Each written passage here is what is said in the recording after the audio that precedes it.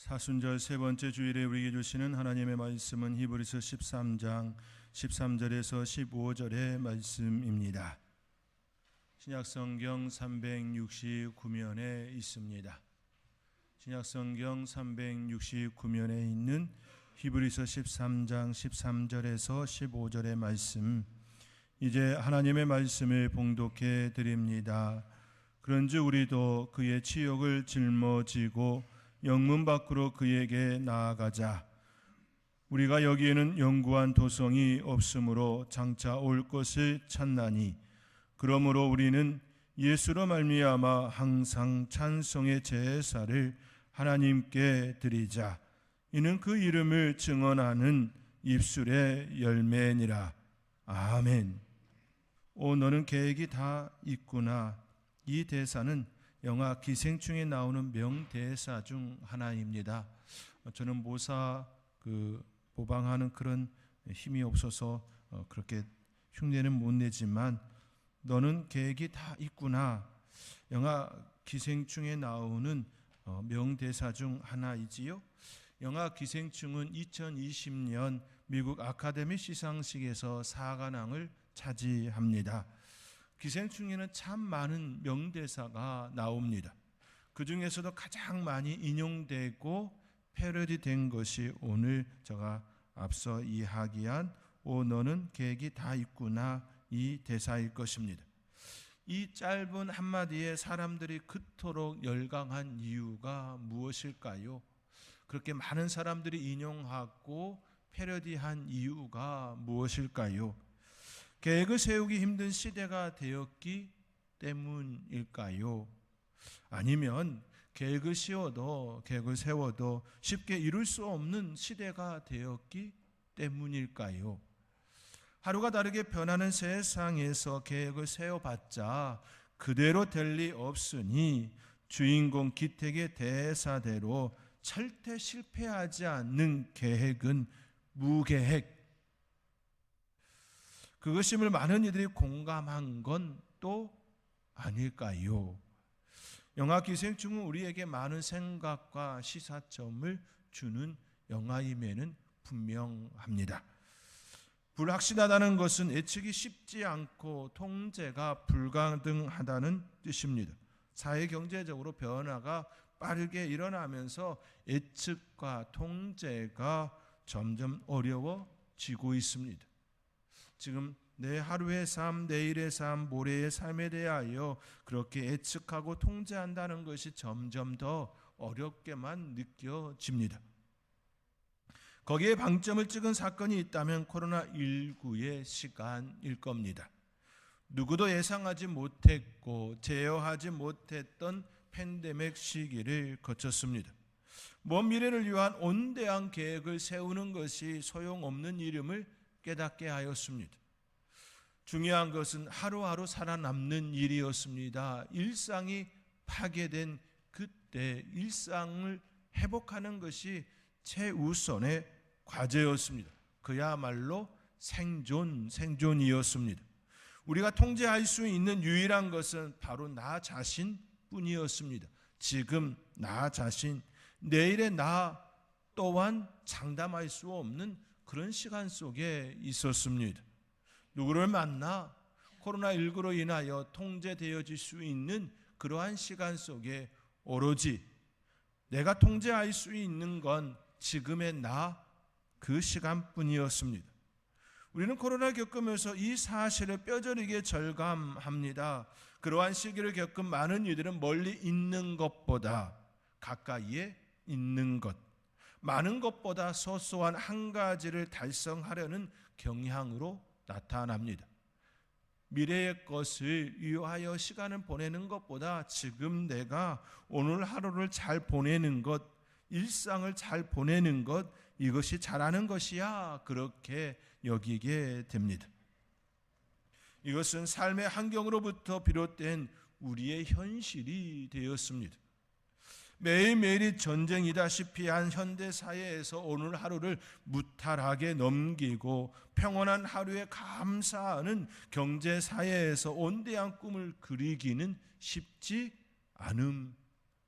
않음에 대한 이야기이지요. 급박하게 변해가는 사회 흐름에 뒤처지지 않고 있음에 대한 감사가 우선이 되었습니다. 앞서 나가지는 못하고 지금 사람들과의 그 발맞춰서 가는 것만이라도 잘하는 거야, 잘하고 있는 거야, 그런 생각이 우리의 중심에 들어온 것 또한 부정할 수가 없습니다. 앞서 간다는 것은 이미 갖춘 사람들이나 꿈꿀 수 있는 것이고 이미 가진 자들이나 할 수 있는 것이고 오늘 내가 멈춰 서 있지 않았다는 것만으로도 더 큰 마음의 안정감을 주는 모습이 되었습니다. 우리는 그동안 아무리 인생의 목표를 완벽하게 계획하더라도 내가 어떻게 할 수 없는 사이에 경제적인 변화로 계획이 틀어지는 상황을 경험해 왔습니다. 인공지능 기술의 발전으로 업무 환경이 급변하는 상황에서 앞으로 얼마나 쓸모가 있을지 모를 스펙을 쌓는 일은 의미가 없어졌습니다. 지금 내가 그것을 하고 있는 그 일이 과연 앞으로 인공지능 기술이 발달하여 그것과 내가 견주어서 살아남을 수 있을까? 지금 내가 쌓는 그 일이 아무런 쓸모없는 일이 되면 어떡하나라고 하는 우려와 염려가 있는 세대 가운데 있는 것 또한 사실입니다. 특히 젊은이들이 미래를 꿈꾸고 소망해야 하는 그때에 오히려 지금 내가 꿈꾸고 소망하는 것이 인공지능 기술의 발전 그 속도에 내가 뒤처지는 것 아닌가, 내가 하는 것이 그것에 전혀 쓸모없는 내 모습이 되지 않을까라고 하는 그런 우려도 하고 있는 것이 현실의 주소입니다. 많은 시간과 돈, 노력을 투자했다가 아무 쓸모가 없어질 수도 있는 위험성을 감수하느니 이제 점점 직업이 사라질 거다, 일부 직업이 사라질 거다라고 하는 그런 우려와 염려 속에 그리하여 많은 시간과 돈, 노력을 투자했다가 아무 쓸모가 없어질 수도 있는 위험성을 감수하느니 지금 당장 이룰 수 있고 손에 닿을 수 있는 작은 목표가 훨씬 중요하게 되었다라는 것이지요. 이러한 시대를 살아가는 젊은이들은 지금 내가 하고 있는 일이 인공지능 기술에 의해 없어질 수도 있다는 막연한 불안감을 갖고 있는 것 또한 사실입니다. 더 나아가 내가 하고 싶은 그 일이 앞으로 쓸모가 있을까 염려하는 모습도 감출 수가 없습니다. 빠른 시대의 변화로 인하여 앞으로 다가올 미래를 예측하고 준비하는 것이 쉽지 않기에 지금의 것, 당장 이룰 수 있는 것에 더욱 많은 관심을 쏟고 있음도 부인할 수가 없는 시대입니다. 그리하여 지금 내 몸을 예쁘게 만들 거야, 아름답게 꾸밀 거야, 그렇게 반응하는 모습 또한 현대사회의 하나의 모습이지요. 건강을 위하여 추구하는 그 모습에서 더 한 걸음 나아가 예쁘고 아름다운 그것을 추구하는 형태가 되었지요. 이러한 시대를 살아가는 저와 여러분의 마음 속에, 특히 젊은이들의 마음 속에 하나님의 꿈이 나타나기를 소망합니다. 너는 계획이 다 있구나, 배우 송강호의 대사처럼 하나님의 은혜를 사모하는 저와 여러분에게 하나님께서 주시는 그 꿈으로 인하여 하나님의 계획이 여러분 속에 일어나기를 주님의 이름으로 축복하며 권면드립니다. 시대의 빠른 변화 속에 꿈을 이야기하고 미래를 말할 수 있고 말해야 하는 이유는 우리에게 꿈을 주시는 분이 하나님이시기 때문입니다. 세상 사람들은 이미 가진 사람들이나 미래를 소유할 수 있다고 넌지시 이야기하며 가난하고 없는 자들을 향하여, 변두리에 있는 이들을 향하여 조롱합니다. 아무리 노력해도 소용없다, 그렇게 조롱합니다. 그러나 하나님은 우리에게 그렇게 말씀하지 않습니다. 하나님께서는 이스라엘 백성들이 도저히 꿈을 꿀 수 없을 때 그들에게 꿈을 주셨습니다. 그 꿈은 자유의 꿈이었고 해방의 꿈이었습니다.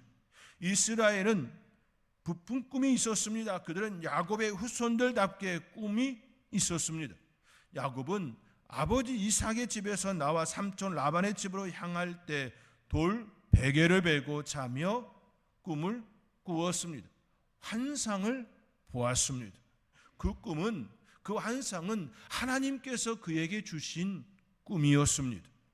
하늘에 이어진 사닥다리를 통하여 천사가 그와 하나님을 연결하여 주었습니다. 그에게 주신 꿈은 다시 아버지의 집으로 돌아올 것이라는 약속이었습니다. 그 꿈이었고 환상이었습니다. 그는 잠에서 깨어 베개로 삼았던 돌을 기둥으로 세우고 그 위에 기름을 부었습니다. 그곳 이름을 베델이라 명하였습니다. 베델은 하나님의 집, 하나님의 집이라는 뜻입니다. 그는 하나님을 만났고 꿈을 꾸었습니다. 다시 돌아오리라는 부푼 꿈을 꾸었습니다. 그리고 돌아와 그곳에서 하나님께 번제로 하나님께 제사를 드렸습니다. 그의 아들 요셉도 꿈을 꾸었습니다. 처음 그가 꾼 꿈은 벳단들이 자기의 벳단에 절을 하는 꿈이었습니다. 두 번째 꿈은 해와 달과 별들이 자기의 별에게 절을 하는 꿈이었습니다. 이 두 개의 꿈은 하나의 사건을 가리키고 있었습니다. 그 꿈대로 그의 형들이 자기에게 절을 하는 사건이 일어납니다. 그것도 먼 이국 땅에서 일어났습니다. 요셉의 형들에 의해 미디안 상인들에게 팔리고 애굽의 보디발의 집에 노예로 넘어갈 때에도 그가 꾼 꿈은 이룰 수 없는 꿈으로 생각될 수 있을 정도로 암담하였습니다. 깜깜하였습니다. 그럼에도 불구하고 하나님께서는 그에게 하나씩 하나씩 이루어가게 하셨습니다. 보디발의 집에서는 가정 경제를 책임지며 살림을 배우는 시간이 되었습니다. 어떻게 살림을 해야 되는지 그 살림을 배우는, 경제를 배우는 시간이었습니다. 억울하게 감옥에 들어갔을 때에는 행정을 배우는 시간이었습니다. 그곳에서 정부기관에서 일할 수 있는 능력을 갖추는 시간이었습니다. 경제를 배우고 행정을 배운 그가 장차 하나님께서 그를 애굽의 총리로 세웠을 때에 국가의 경제 살림을, 행정을 감당할 수 있는 그릇이 되었습니다. 그 모든 시간이 채워졌을 때에 경제와 행정을 온전히 잘 다룰 수 있는 그 훈련이 끝났을 때 하나님께서는 바로에게 꿈을 주시고 그 꿈을 해석하게 하였습니다. 그는 바로의 꿈을 해석하고 애굽의 총리가 되어 형들을 맞이하는 자 되었습니다. 그가 꾸었던 꿈대로 형들이 자기에게 절을 합니다. 형들은 동생인 줄 모르고 절을 합니다. 그러나 요셉은 자기에게 절을 하는 그들이 형들임을 알고 가슴 한편으로 눈물을 훔쳐야 했습니다. 하나님께서는 온대한 꿈을 한 사람을 통하여 이루셨습니다. 그리고 그 땅으로 야곱과 그의 자녀들을 초대하셨습니다. 그리고 그들을 한 민족으로, 큰 민족으로 성장케 합니다. 큰 민족으로 성장함에 따라 이집트의 바로는 겁이 났습니다. 변방에 속했던 이스라엘이 점점 강성해짐에 따라 예부의 적을 물리치는 방패 역할을 하는 그 일은 매우 큰 힘이었습니다. 장점이었습니다. 이스라엘이 머물렀던 고센 땅은 이집트의 북쪽에 해당하였고 변방이었습니다. 그들이 외부로부터 오는 적을 막는 그 역할을 하는 그 일은 이집트 바로의 입장에서는 너무나도 좋은 시간이었고 힘이었습니다. 그렇지만 그들의 내부의 적으로 변한다면 이보다 더 큰 적이 없지요. 그리하여 이집트 바로는 그들의 강제 노동을 시킵니다. 비돔과 나함셋 국고성을 건축하는데 강제 동원되었습니다. 더 나아가 태어나는 남아들을 죽이는 남아 학살이 일어났습니다. 이스라엘은 큰 민족을 이루었지만 또 다른 난간에 부딪힘이 되었습니다. 자녀가 죽는 그 끔찍한 일을 보아야 했습니다. 그들은 하나님께 신음합니다. 부르짖습니다. 그 부르짖음, 그 신음소리를 하나님께서 들으시고 모세를 불러 그들에게 보냅니다.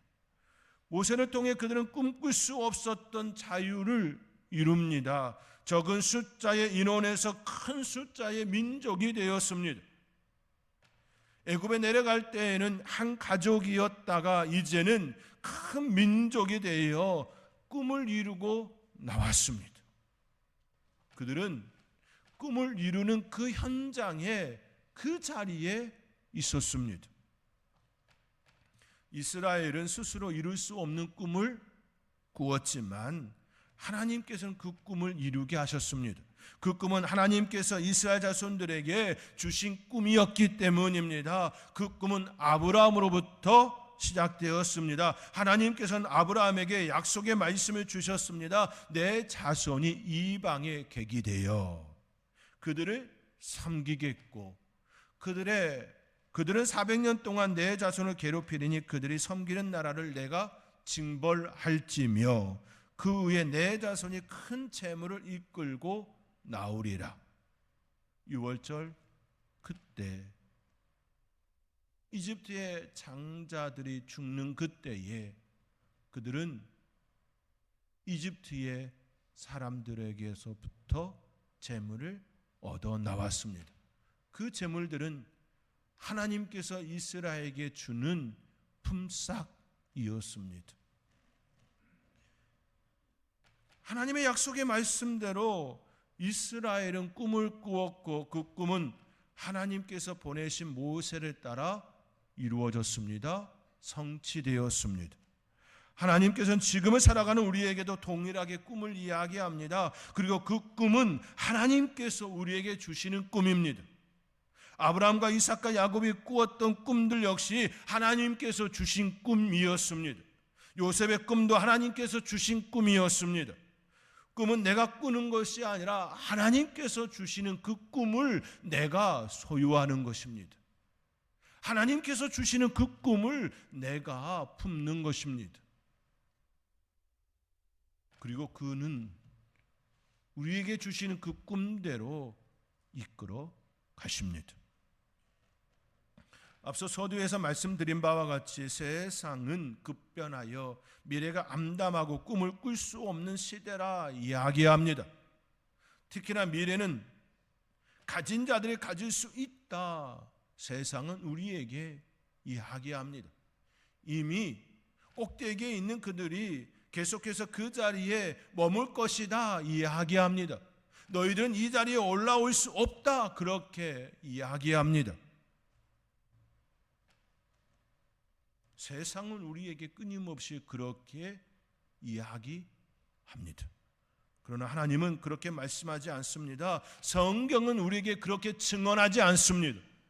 암울한 중에도 어렵고 힘들고 가난 중에서도 도저히 꿈꿀 수 없는 그 시간 속에서도 꿈을 주시겠다. 꿈꾸라. 환상을 이야기하며 예언을 이야기합니다. 야곱이 돌베개 베고 잘 때 그가 가진 것이 있어서 환상을 본 것이 아니었습니다. 그는 급히 집에서 나온 상태였습니다. 아무것도 가진 것이 없는 상태였습니다. 그의 몸 하나뿐이었습니다. 그런데 그에게 하나님께서 환상을 보여주시고 꿈을 꾸게 하였습니다. 앞으로 펼쳐질 미래에 대해 장담할 수 없는 그때 그 상태에 하나님께서는 그에게 꿈을 주셨습니다. 그는 꿈을 품고 길을 나선 자 되었습니다. 오늘 본문도 우리에게 말씀합니다. 오늘 본문 13절의 말씀입니다. 우리 함께 읽겠습니다. 그런즉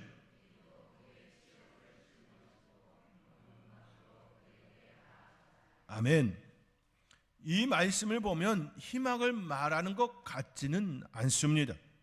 치욕을 짊어지고 영문 밖으로 나아가자, 이 말씀을 이해하는 것조차 쉽게 느껴지지 않습니다. 어렵게 느껴집니다. 그러나 그 속을 들여다보면 이 말씀은 우리에게 희망을 건네는 하나님의 약속입니다. 희망이 없는 이에게 희망을 건네는 말씀입니다. 구약의 율법에 따르면 영문 밖에 쫓겨난 이들은 문둥병에 걸린 이들과 같이 율법적으로 하자가 있는 이들입니다. 흠이 있는 이들입니다. 결함이 있어서 성문 안에서 살아갈 수 없는 이들이 있었던 곳이 바로 영문 밖이었습니다. 영문 안에서 함께 생활할 수 없는 이들, 그들을 가리키는 곳입니다. 그런 장소입니다.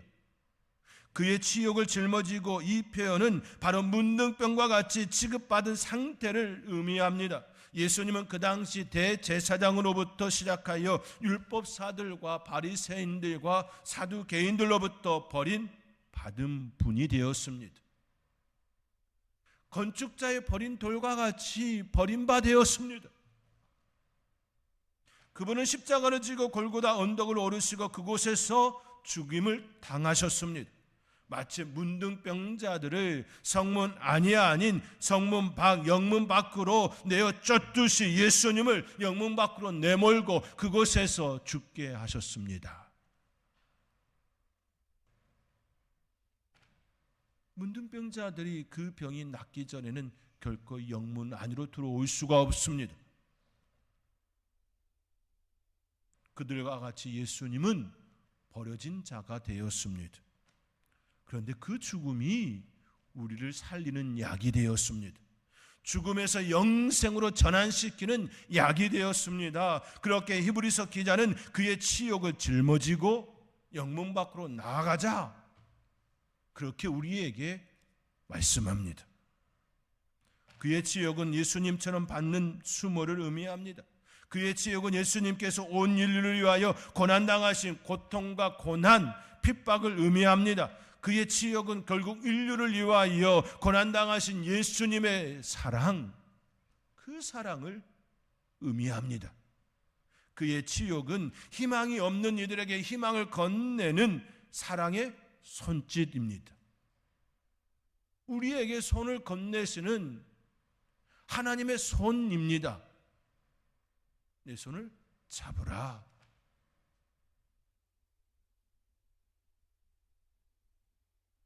예수님의 그 헌신과 그 수고를 짊어지고 그에게 나아가는 것을 의미합니다.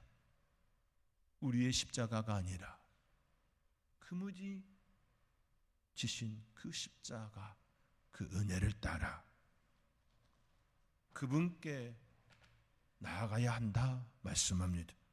그때 주어지는 것이 바로 영생이고 축복이고 은혜이고 영원한 삶입니다. 세상은 희망이 없다고 말하는 그때에 하나님은 소망을 이야기합니다. 더 이상 중심에 너희들이 머물 공간이 없다, 세상은 말할 때에 오히려 하나님은 그것이 아니라 영문 밖에 있는 예수님, 그곳이 희망이 있는 곳이다, 그곳이 꿈이 꿀 수 있는 곳이다, 아니라 바뀌라 말씀합니다.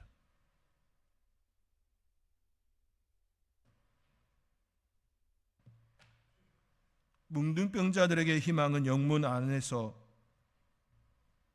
생활하는 것이지요, 영문 밖에서 생활하는 것이 아니라 영문 안에서 생활하는 그것이지요. 일반인들과 같이 사는 그것이지요. 그런데 하나님은 전혀 다르게 우리에게 제시합니다. 영문 밖에 하나님의 아들이 계시니 그것이 소망의 장소라고, 그것이 진정으로 우리가 꿈꿔야 할 곳이라고 말씀합니다. 참 소망은 영문 안에 있는 것이 아니라 영문 밖에 있다고 새 이정표를 말씀합니다.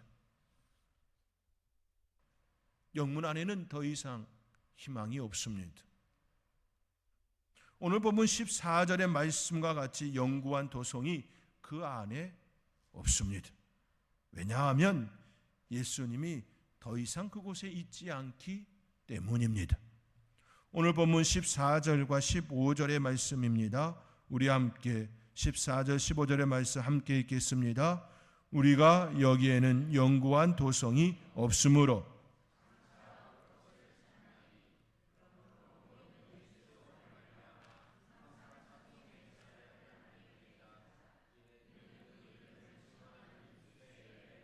아멘. 예수로 말미암아 찬송의 제사를 드리자. 그 이름을 증언하는 입술의 열매니라. 영구한 도성이 영문 안에는 없으므로 우리는 예수님이 계시는 곳으로 나아가야 합니다. 세상은 꿈을 말하지 않습니다. 그러나 하나님은 꿈을 말합니다. 환상을 말합니다. 새로운 세계를 제시합니다. 우리의 꿈은 하나님께서 주신 꿈이어야 합니다. 이룰 수 없다 말하는 것이 아니라 내 꿈이 하나님께서 주신 꿈인지를 물어야 합니다. 우리의 진정한 물음은 내가 꾸는 그 꿈이 하나님께서 주신 꿈이냐, 그것을 물어야 합니다. 왜냐하면 그 꿈을 주신 그 하나님께서 그 꿈을 이루시기 위하여 우리의 삶의 자리를 역사하시기 때문입니다. 내가 꾸는 꿈이 아니라 그 하나님께서 우리에게 주신 그 꿈이 내 안에 하나님의 시간 속에 하나님의 그 권능을 입어 자라게 하시고 풍성하게 하시고 열매되게 하시기 때문입니다. 물으셔야 합니다. 여러분들이 지금 꾸는 그 꿈이 진정 하나님께서 나에게 주신 꿈인지 물어야 합니다.